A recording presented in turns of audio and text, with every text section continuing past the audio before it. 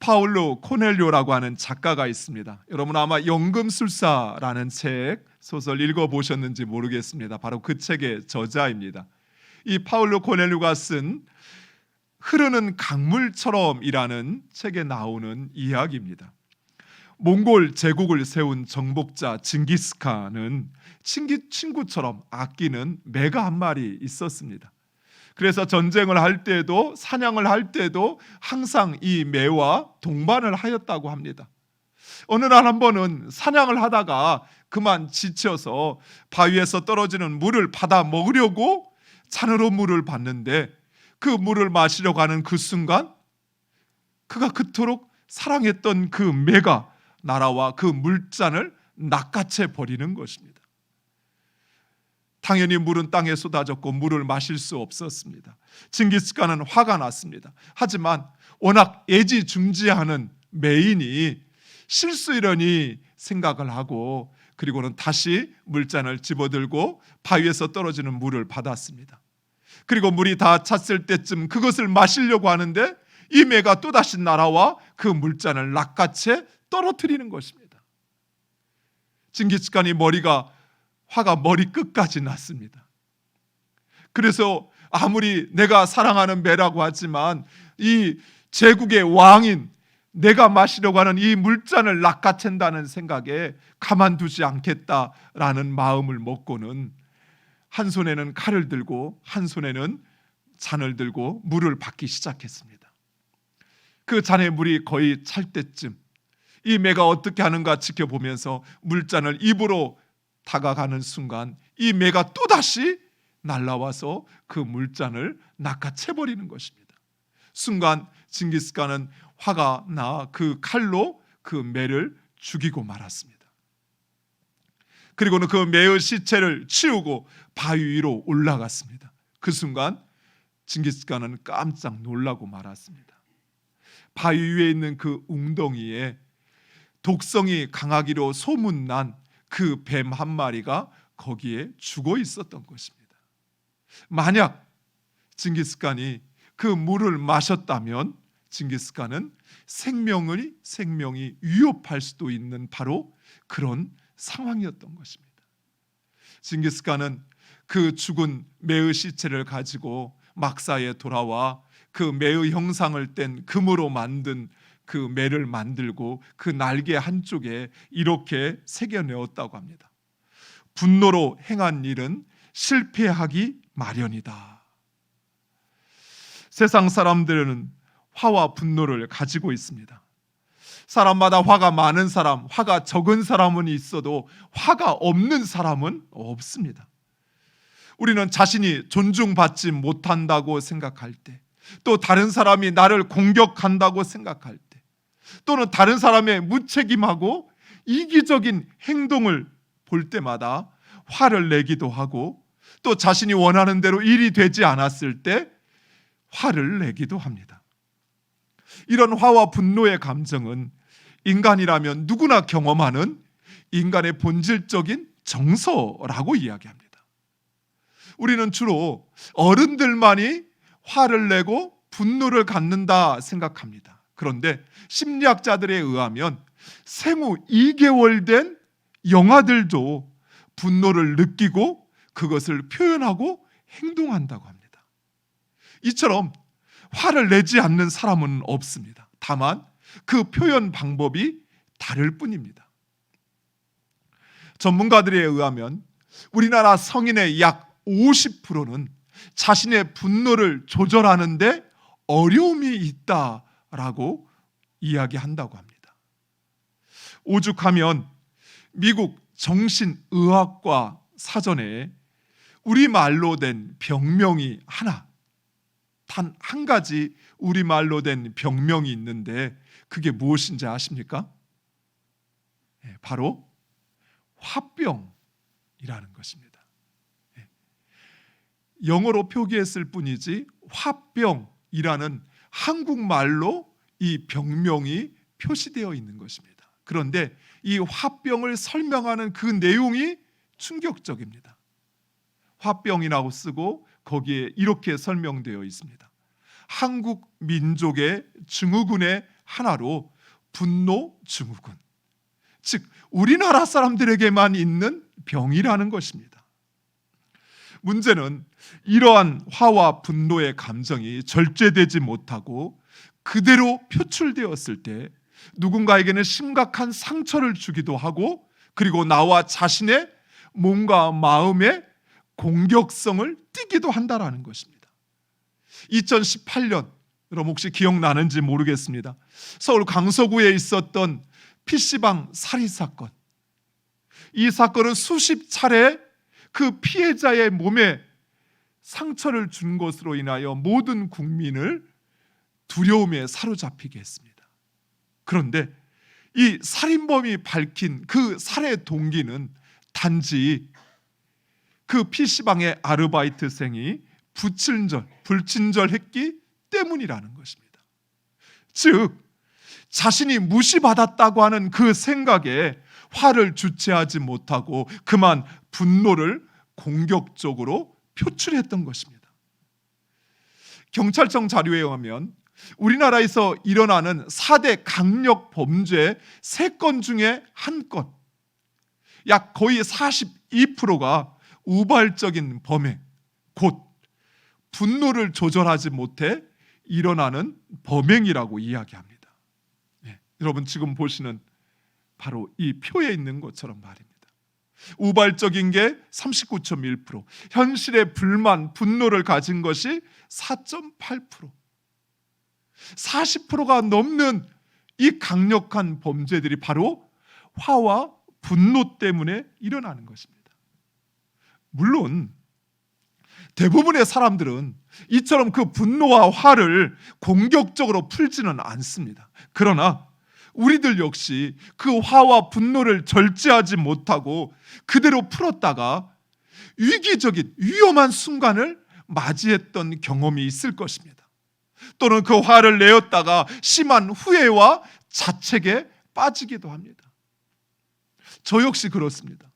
언젠가 고속도로를 운행하고 있는데 추월차로를 막 들어섰는데 뒤에 달려오던 차가 막 크락션을 누르면서 이 상향등을 막 위아래로 켜는 거예요. 그렇지 않아도 추월하려고 하는 중인데 마음에 갑자기 화가 나기 시작하는 거예요. 그래서 추월해서 빨리 주행차로로 들어가야 되는데 그만 천천히 추월차로를 갔습니다. 그랬더니 이 뒤에 오던 차가 계속 오더니 갑자기 오른쪽으로 저를 추월해 가지고는 제 앞에 서더니 급브레이크를 밟는 거예요. 얼마나 놀랐겠습니까? 한 번은 또 이런 적도 있어요.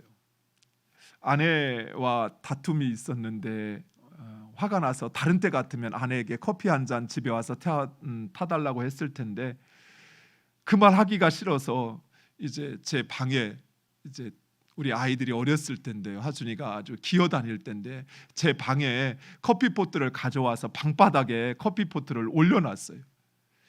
그리고는 제가 문을 닫는다는 것이 제대로 닫질 못한 거예요.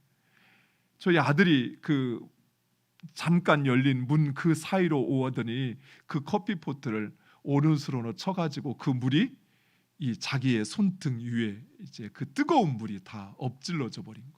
막 응애하고 소리를 지르는데 그때 뒤돌아 보니까 그 커피포트 물이 그 아이의 손에 엎질러져 있는 거예요. 그 손을 들고 그 싱크대에서 막 찬물로 그 손을 식히고 그랬는데도 안 돼서 결국은 병원에 입원해가지고 한동안 병원에서 치료를 받았습니다.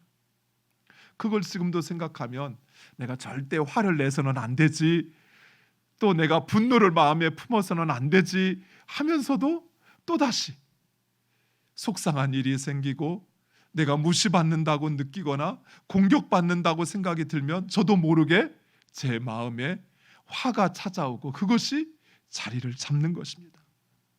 더 심각한 문제는 이런 화와 분노는 중독성이 있다는 것입니다.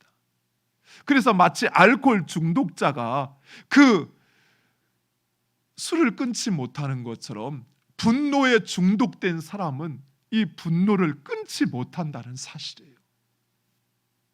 더욱이 분노로 인한 이 부정적인 감정은 다른 사람에게 전염되기도 합니다. 그래서 남편이 직장에서 받은 스트레스를 아내에게 분노로 표출하면 아내가 그 화를 그대로 담고 거기서 끝나지 않아요. 그 화는 또다시 자녀들에게 그 화가 미치는 것입니다. 그래서 그 화와 분노가 많은 가정에서 자란 자녀들은 더더욱 거칠게 그 분노와 화를 표출하는 것을 볼 수 있습니다. 그렇다면 우리는 왜 이런 화와 분노를 절제하지 못하는 것일까요? 이처럼 뼈저린 후회를 하면서도 왜 또다시 화와 분노의 감정에 사로잡히는 것일까요? 어떻게 하면 우리 안에 치밀어 오르는 이 화를, 이 분노를 다스릴 수 있을까요? 우리는 다른 사람 때문에 또 상황 때문에 내가 화를 낸다고 생각합니다. 다른 사람의 말과 행동이 나를 화나게 한다라고 생각하는 것이, 내 기대와 다른 상황이 또는 불공평한 이 현실이 나로 분노케 한다라고 생각하는 것입니다. 또한 전문가들은 우리의 화와 분노가 과도한 스트레스와 단절과 불통에서 비롯된다고 이야기합니다. 그래서 세상이 점점 단절되고 불통하기 때문에 그 분노를 유발한다라는 것입니다. 물론 이런 이유들도 우리를 분노케 하는 원인 중에 하나입니다. 그러나 우리가 화를 내고 분노하는 더 본질적인 이유가 있습니다. 오늘 우리가 읽은 본문에 등장하는 이삭, 이 이삭은 가나안의 흉년이 찾아오자 그랄로 이주하게 됩니다. 이 그랄은 이전에 아브라함이 머물렀던 곳이기에 아마 이삭도 그곳으로 피하였던 것 같습니다. 그런데 하나님께서 아브라함의 약속하신 축복을 이삭에게 내리시어서 이삭이 그날에 거주하자마자 첫 번째 농사를 지었는데 그 수확이 100배나 되었습니다. 그리고 그의 소떼와 양떼가 때를 이룰 뿐만 아니라 수많은 종들을 거느리게 되었습니다. 그러자 그 그랄 땅에 거주하고 있던 블레셋 사람들이 이러한 이삭을 시기하고 못마땅히 여기기 시작합니다. 그리고는 결국에는 이삭이 이용하던 그 아브라함의 우물을 흙으로 메꾸어 버렸습니다. 이런 황당하고 억울한 일이 어디 있습니까? 이삭이 그들에게 피해를 준 것도 그들의 것을 빼앗은 것도 아닌데 그들은 이삭을 시기하는 것에서 끝난 것이 아니라 되돌이킬 수 없는 막대한 피해를 이삭에게 끼친 것입니다. 중동 지역은 우리나라도 마찬가지지만 아주 심한 물 부족 지역입니다. 그러니 석유보다 물이 더 귀한 지역입니다. 그런 곳에서 우물을 메꾼다라는 것은 먹지 말라는 것이에요. 죽으라는 말과 같습니다. 거기에서 끝나지 않았습니다. 그랄 왕 아비멜렉은 이삭에게 그랄을 떠나라고 요청을 합니다. 마치 새들어 장사를 하는데 리모델링을 하고 열심히 개발을 해서 이제 좀 장사가 될 만하니까 그 건물주가 나가라는 것입니다. 이제 내가 하겠다고 나가라는 것이에요. 하지만 이삭은 그런 그랄 민족들에 대하여 그 어떤 대항도 하지 않고 그랄을 떠나게 됩니다. 혹자는 이삭이 아직 세력이 미약해서 그래서 싸워봤자 승산이 없어서 그래서 피했을 거라고 합니다. 그러나 그렇지 않습니다. 창세기 26장 16절에 보면 그랄 왕 아비멜렉은 이삭에게 이렇게 이야기합니다. 아비멜렉이 이삭에게 이르되 내가 우리보다 크게 강성한즉 우리를 떠나라. 그렇습니다. 이삭은 얼마든지 그 블레셋 사람들의 불의한 요구에 또 불법적인 행동에 대하여 대항할 수 있었습니다. 싸워서 그들을 혼낼 수 있었습니다. 하지만 이삭은 그렇게 하지 않았습니다. 이후에도 블레셋 사람들은 계속해서 이삭이 판 우물을 메꾸기 시작했습니다. 심지어 이삭의 종들이 판 그 우물을 자기 것이라 우기며 이삭의 종들과 다투기도 하였습니다. 하지만 이삭은 그 어떤 대항도 하지 않고 자리를 옮기고 또다시 자리를 옮겨 우물을 팠습니다. 이삭은 무려 6번이나 우물을 팠고 그때마다 이 그랄 사람들은, 블레셋 사람들은 그 우물을 메꾸어 버렸습니다. 또 자기 것이라 우기어 우물을 빼앗고 내쫓아 버렸던 것입니다. 하지만 이삭은 단 한 번도 화를 내거나 다투지 않았습니다. 또한 이삭은 분쟁이 일어날 때마다 온유함으로 그들의 요구를 수용하고 양보하여 그들에게 우물들을 내어주었던 것입니다. 이처럼 이삭이 단 한 번도 화를 내지 않고 그리고 온유함으로 그 모든 유혹과 핍박을 감내할 수 있었던 바로 그 이유는 바로 우리의 하나님이 세상의 주인이심을 믿었기 때문입니다. 우리 창세기 26장 22절 말씀, 우리 화면을 보고 함께 읽겠습니다. 이삭이 거기서 옮겨 다른 우물을 봤더니 그들이 다투지 아니하였으므로 그 이름을 르호봇이라 하여 이르되 이제는 여호와께서 우리를 위하여 넓게 하셨으니 이 땅에서 우리가 번성하리로다 하였더라. 아멘.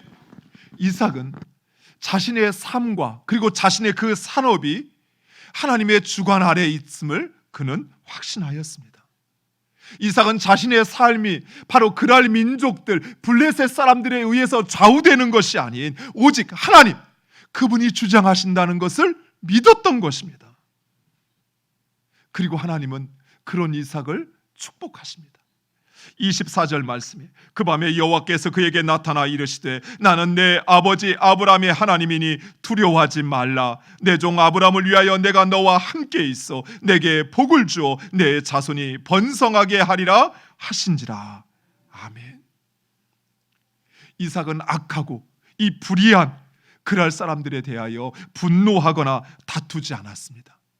그것은 바로 그의 삶이 하나님의 손에 붙들려 있음을 확신했기 때문입니다.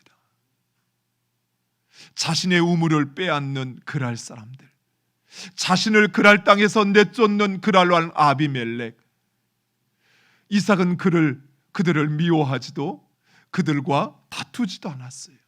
왜냐하면 그들이 하는 것이 아닌 하나님께서 자신의 삶을 주장하신다는 사실, 그의 삶은 하나님의 손에 있다는 사실, 그의 산업은, 그의 앞날은 하나님의 손에 있다는 사실을 확신했던 것입니다. 그리고 하나님은 이처럼 온유한 이삭을 축복하십니다. 사랑하는 성도 여러분, 우리가 화를 내고 우리가 분노하는 이유, 그 본질적인 이유는 바로 저 사람 때문이 아닙니다. 이 상황 때문이 아닙니다. 내가 내 삶을 주장하시는 하나님, 그 하나님을 신뢰하지 않기 때문이에요.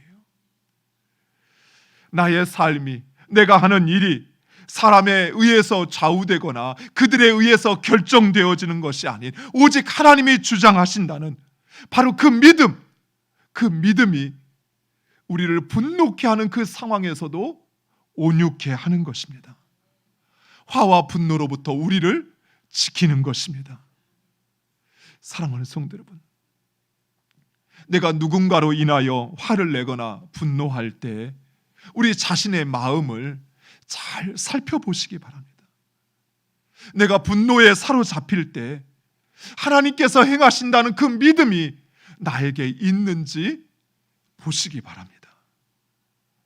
나를 화나게 하는 것, 그것은 다른 사람이 아닌 하나님을 향한 믿음이 부족하기 때문입니다. 우리가 나의 삶의 주인이신 그 하나님을 믿는 믿음으로 행할 때 우리는 우리 안에 치밀어 오르는 그 화와 분노를 다스릴 수 있습니다. 그리고 무엇보다도 하나님은 그 온유한 사람을 축복하십니다. 그리고 우리가 또 한 가지 잊지 말아야 할 사실이 있습니다.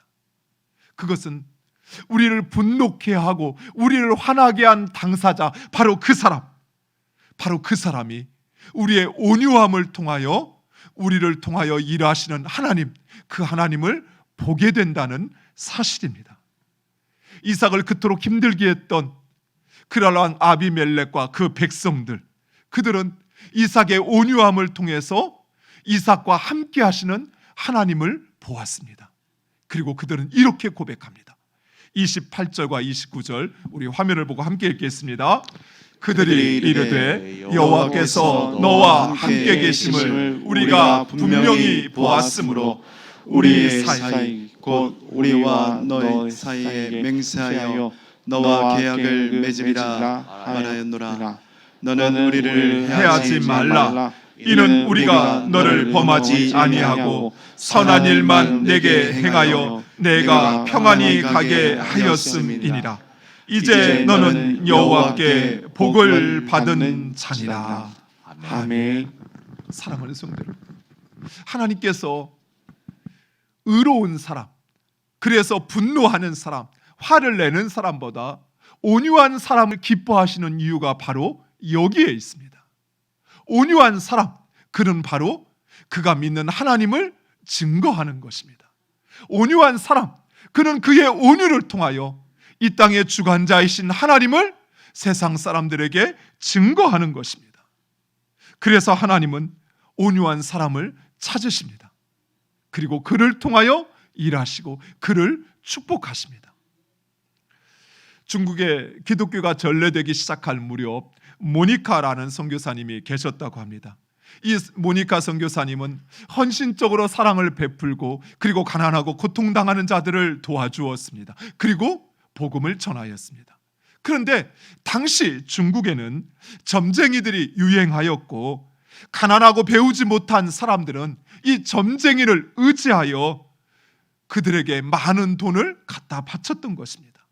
그런데 모니카가 복음을 전하면서 이 점은 미신이며 하나님께 죄가 되는 행위라라고 가르치자 사람들은 점치는 것을 그만두기 시작했습니다.